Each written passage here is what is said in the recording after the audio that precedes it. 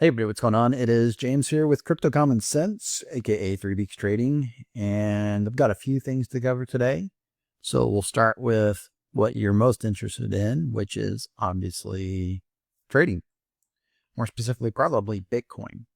So I did a video a few weeks ago talking about the fact that this was retesting weekly supply or liquidity, and that we needed to watch for what came next because it would give us a lot of clues about Bitcoin's future.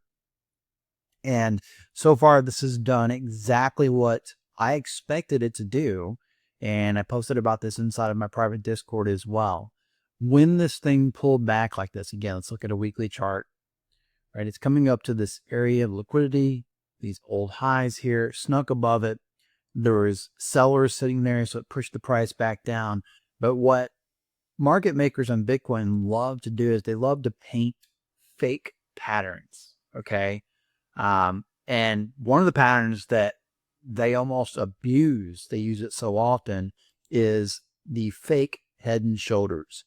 And so we can see here that what we actually had was this pseudo head and shoulders. And I had posted this again inside my Discord saying that they love to create these things to create liquidity pools.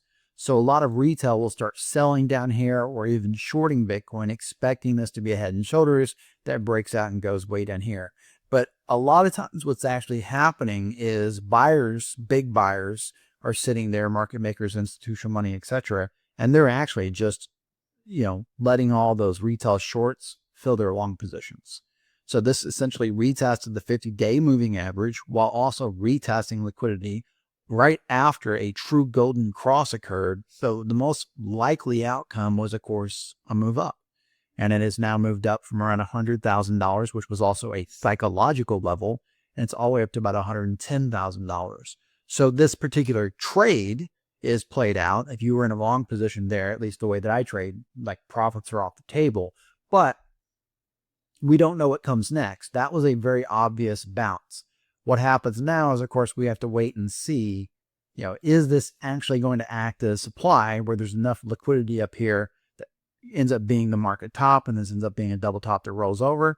Or is this going to do like what I talked about in the last video, which is just push this down, trap retail shorts, and then go up and punish them? And cryptocurrency and Bitcoin specifically love to punish traders who get caught offsides. Of course, as I've said in previous videos, this really comes down to what the broader stock market and the tech market does.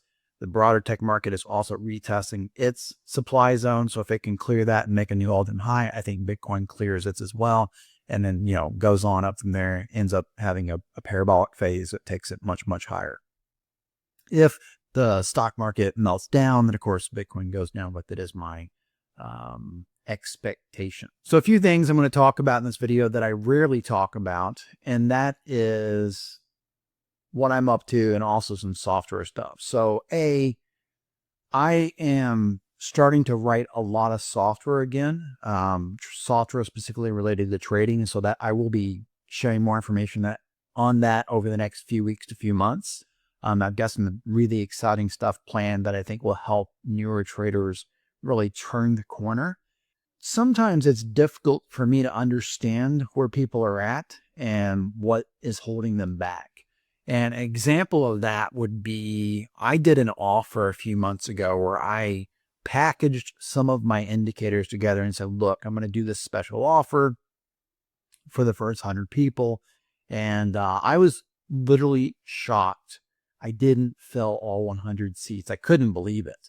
Right? I really couldn't, because it was just such a silly offer to begin with. I didn't even really, after I opened the doors, I thought I shouldn't have done that. It's way, way, way too inexpensive. But the reasons I have trouble understanding people, and I realize more and more this is a mental problem people have, and not in a like you're crazy sort of way, but just people don't believe in themselves enough. One of the indicators that I packaged was called Gravitator. And just as an example, these buy labels were Gravitator buy labels. So for example, the only one that's went off since I put that offer together was this one. I'm pretty sure people would be pretty stoked that they bought Bitcoin down at around 75 to 80 grand. So it's kind of like one of those, like, how do people pass an offer that is that good? I don't know. right? And then I look at things like Trend Titan, which is my weekly swing trade indicator.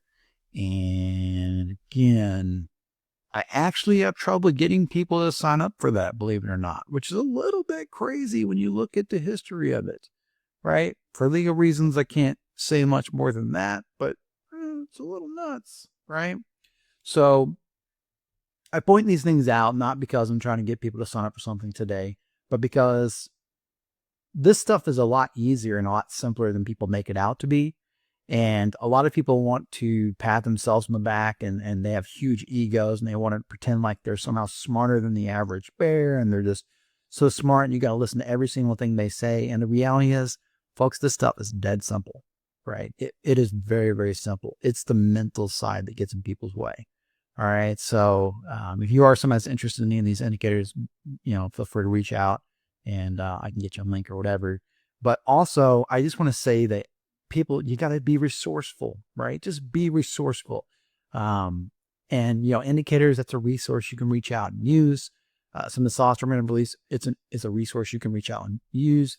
There's all kinds of resources online, like learning technical analysis, learning trading, all that stuff. And a perfect example of this is this week I was having a conversation with my wife and daughter, and I was kind of complaining about music, right? I don't like most of the newer music that comes out. And so my playlists are basically songs from the 90s, the 60s, and even earlier, right? I listen to stuff like even Woody Guthrie, I listened to from like the 1920s. And so instead of complaining about that, I thought I need to do something about it. So I went to my closet and I pulled out all these old legal pads. I used to be a musician. I say used to because I really can't hardly play at all anymore. But when I was young, I played guitar for like 8 to 12 hours a day, literally every single day, and wrote hundreds of songs, both the music and the lyrics. I was a singer-songwriter.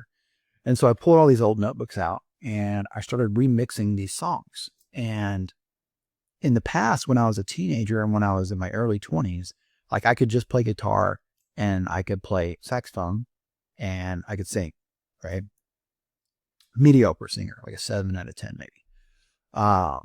But I couldn't produce things. I couldn't do drum beats. I couldn't do all these other things. And so that was always kind of held me back because I couldn't put it all together.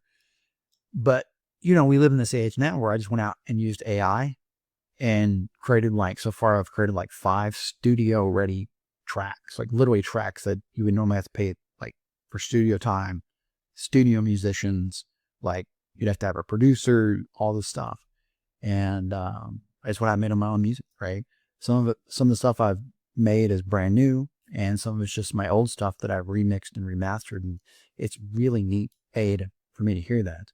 But B, it was just like another thing where it was like, AI and all these resources we have today. We've never lived at a time where life is easier, right? Where making money is easier. Like it's never been easier to make money than it is today. So I was going to share that.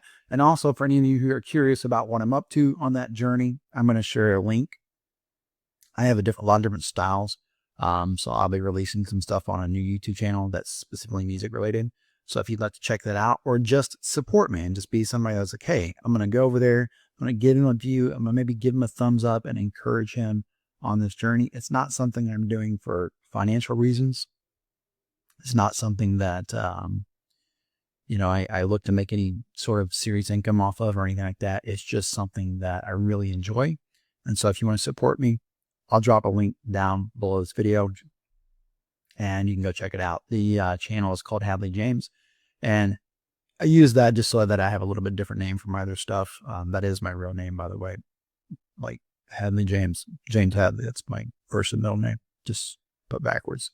So I just wanted to use a little bit of a different persona. So if you'd like to check it out and support me, I would definitely appreciate it. As far as Bitcoin goes, like I mentioned, we just need to look and see what happens with this current supply zone that we're sitting in. If it can clear it, then blue skies ahead for Bitcoin.